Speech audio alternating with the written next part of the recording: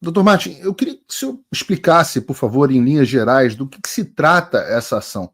Eu tenho certeza que tem muita gente na audiência que ainda não teve tempo suficiente para ler toda a peça processual de vocês. Então, eu queria perguntar de maneira objetiva, quais são as leis e os tratados internacionais que o Alexandre de Moraes teria infringido? Bom, até onde a gente entende, o que aconteceu com essas ordens é sem precedentes. Não achamos outro caso onde uma situação dessas se desenvolveu, na qual um juiz no exterior, fora dos Estados Unidos, sem consentimento do governo dos Estados Unidos, encaminha mandados, ordens, intimações pelo e-mail ou através de pegar a representantes, advogados, né, ex-advogados, na verdade, de uma empresa americana, em outro país, onde essa empresa não tem operações, não tem funcionários, não tem contas bancárias, não tem um business, não tem nada, e ordenar a essa empresa que opera em território americano a fazer certas coisas ou deixar de fazer certas coisas. Aí estou falando bem amplo, né? Nem vamos falar de censura, porque, obviamente, com censura também não temos achado precedentes. Então, nesse contexto, é que chamamos nos Estados Unidos, às vezes, em vários aspectos, um caso de first impression, que é a primeira vez que uma situação dessa se desenvolve frente a um fórum federal nos Estados Unidos. Incrível. E, objetivamente, então, ele violou, pelo que eu entendi, a questão da censura, mas também a forma como ele notifica a empresa americana que deveria acontecer por determinados caminhos, como o acordo MLAT, de cooperação internacional, e cartas rogatórias, e ele simplesmente tem mandado e-mails para as pessoas, é isso? Tentou com advogados brasileiros forçar eles a aceitar os mandados. Os advogados brasileiros se recusaram. Então, o gabinete do ministro simplesmente começou a caminhar e-mails na Flórida. E ameaçando com certas consequências se os mandados recebidos pelo e-mail não fossem acatados, né? Então, vamos imaginar um cenário paralelo para ilustrar. Vamos imaginar que um juiz na Coreia do Norte começa a encaminhar por e-mail a diversas empresas nos Estados Unidos, a CNN, a MSNBC, a Fox News, ordens judiciais sobre pena de sigilo, né, sobre sigilo, nas quais ele ordena que toda crítica sobre Kim Jong-un seja removida do ar. Caso a empresa americana não cumprir, estará sujeita a uma pena de X quantidade de dinheiro em Coreia do Norte e a suspensão de todas as atividades em Coreia do Norte. E também demanda um mandado que certas transações financeiras que acontecem dentro dos Estados Unidos sejam suspensas de forma imediata ou sofrerá certas penas. Você acha que alguma empresa americana cumpriria com essa ordem? Não, eu tenho certeza que não. Então, por que cumpriria com o mandado feito dessa forma do ministro brasileiro? Fala, pessoal. Se você curte o meu conteúdo, saiba que ele só continua porque tem gente que apoia. E você pode fazer o mesmo com um pouco mais de $5 por mês. Simples. Entre em www.paulofigueiredoshow.com/apoie e use o cupom da descrição e tá pronto. Desde já, meu obrigado. Existe uma preocupação da Justiça Federal aqui do estado da Flórida, de onde eu estou, que ela não admita, por exemplo, essa ação, ela não seja sequer analisada pelo tribunal, não seja admissível, não seja considerada admissível pelo juiz?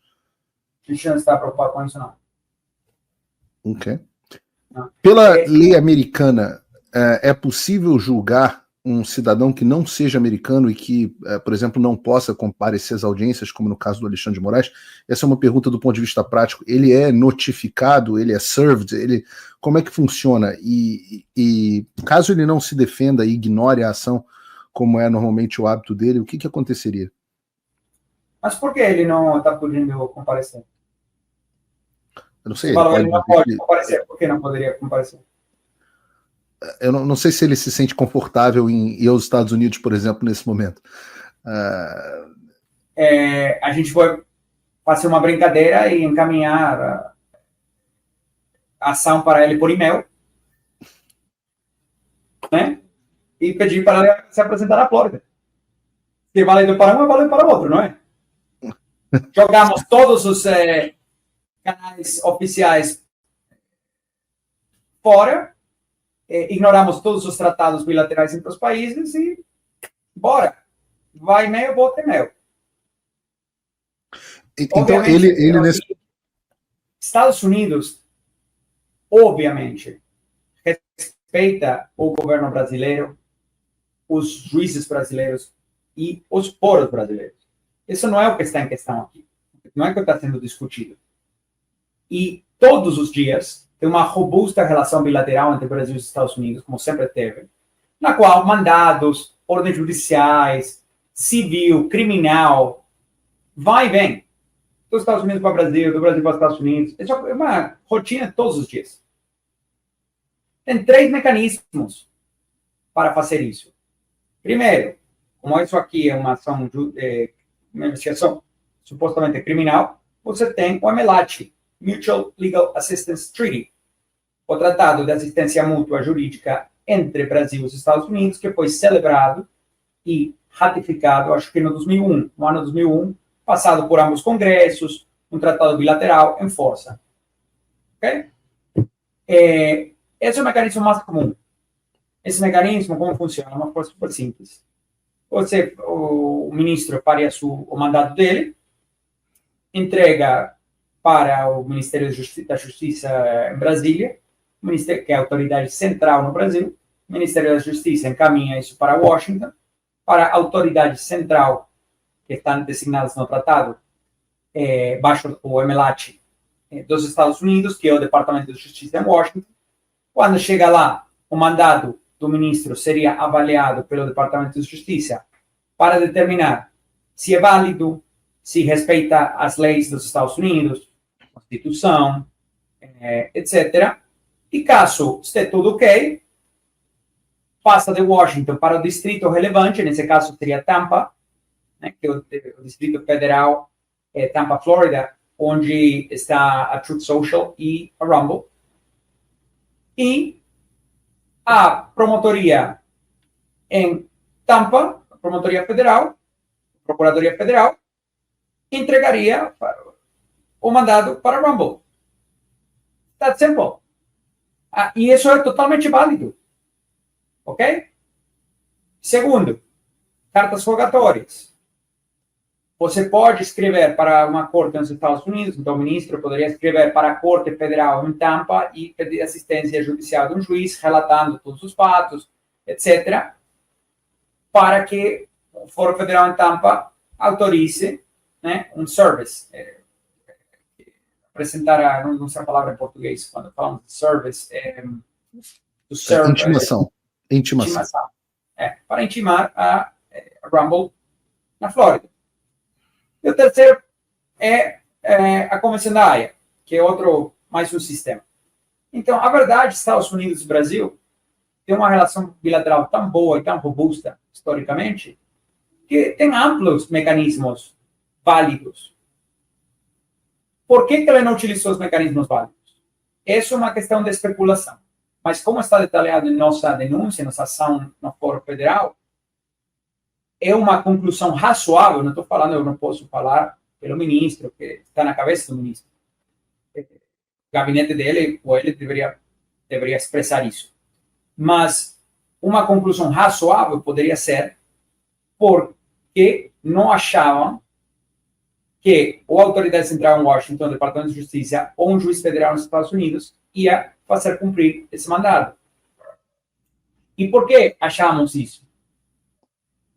Que pode ser uma conclusão razoável. Não estou falando que é a verdade. Eu não sei qual é a verdade, mas é uma conclusão razoável. Pela seguinte razão. Como o alvo desse mandado é uma pessoa que já foi investigada, já foi denunciada e já foi solicitada a extradição dessa pessoa dos Estados Unidos, e o governo americano recusou a extradição justamente porque a denúncia brasileira não encaixa e não cabe como crime nos Estados Unidos, abaixo do tratado de extradição, você só pode extraditar por crimes que são crimes nas duas nações. Se é crime em uma nação e não é crime na outra, o governo pode recusar a extradição. Que foi o que aconteceu aqui. Você já deu uma dica que provavelmente não vai ser bem recebido o seu mandado.